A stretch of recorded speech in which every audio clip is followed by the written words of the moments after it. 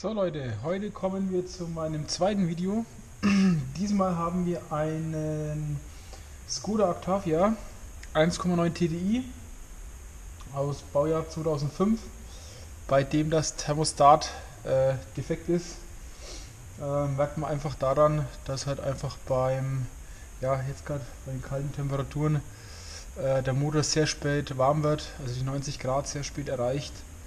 Und das ist ja auf Dauer nicht gut für den Motor, wenn er die Betriebstemperatur nicht erreicht. Deshalb zeige ich euch heute, wie man bei einem 1,9 TDI das Thermostat entsprechend wechselt.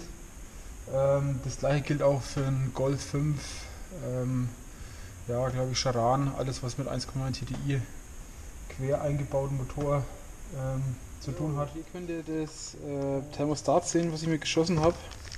Ist jetzt von ATP Autoteile, ist jetzt das etwas günstigere Version, hat jetzt 10 Euro gekostet, aber denke ich taugt für unsere Einsatzzwecke. Also von Artec Germany ist das 10 Euro, kann man eigentlich nichts sagen, und das werden wir jetzt eben entsprechend tauschen. Okay, das Thermostat befindet sich bei dem Motor im Endeffekt hinter der Lichtmaschine in der Nähe von der Wasserpumpe. Hier üben der Zahnriemen der Wasserpumpe. Wir kommen natürlich an den Schrauben, wie ihr sehen könnt, ganz schlecht ran. Da hinten seht ihr eben die Schraube. Ich werde jetzt mal den Kühlerschlauch abmachen, damit ich besser rankomme, und die beiden Schrauben lösen, damit wir ans Thermostat rankommen.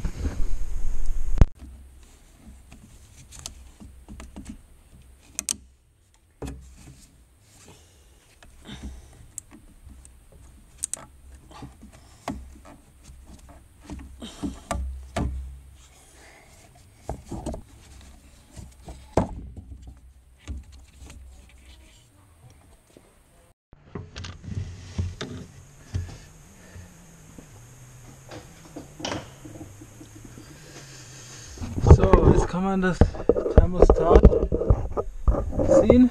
Seht ihr da unten? Der steckt jetzt drin, das ziehen wir jetzt raus und ersetzen durch das neue von uns, inklusive Dichtung, weil die ist, glaube ich, auch schon abgefallen.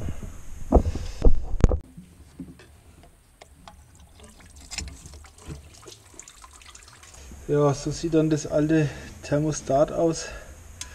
Genau, das ersetzt wir jetzt komplett. Seht ihr auch schon, das bisschen Rost hier sich angesetzt hat.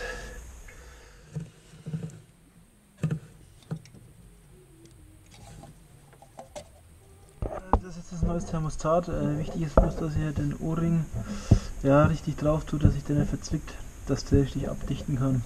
Da muss man jetzt auch beim Zuschrauben darauf achten, dass der wieder sauber anliegt, der O-Ring.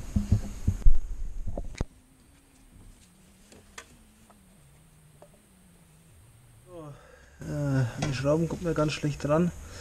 Jetzt muss ich hier die untere Schraube ranbringen, richtig einfädeln mit dem Magneten, dass ich die überhaupt hier reinbekomme. Das ist echt, die Zugänglichkeit lässt echt zu wünschen übrig bei diesen VAG-Fahrzeugen. So. Also wie schon gesagt, wichtig ist halt, dass der O-Ring, dass es richtig aufsitzt, dass es dann später dicht ist. Da muss man besonders darauf achten bei der Montage.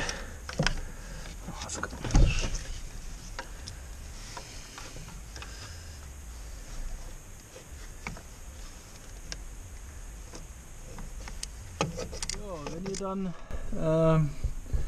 den Anschlussstutzen wieder angezogen habt, schaut, dass alles passt, dass der Gummi anliegt. Fühlt mal rum, guckt mal rum, dass das alles passt. Dann können wir eigentlich den Kühlerschlauch jetzt wieder draufstecken und das Ganze mit Kühlwasser befüllen, Motor starten und gucken, ob alles wieder dicht ist. So, jetzt natürlich soweit fertig. Kühlschläuche sind alle dran, Thermostat ist gewechselt.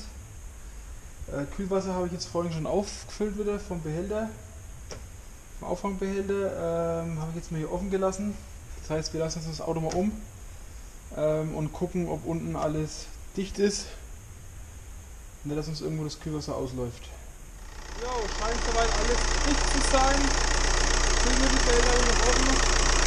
Wenn ich Kühlwasser noch nachprüfen kann, machen wir jetzt zu.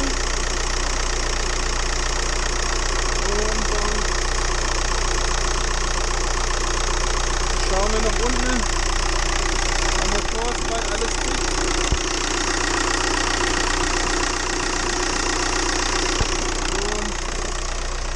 Gucken auch nochmal unten rein, ob soweit alles dicht ist.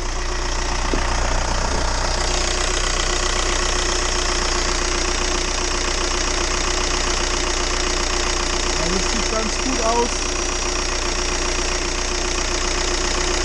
Kein Kühlwasserverlust. So. Das war's.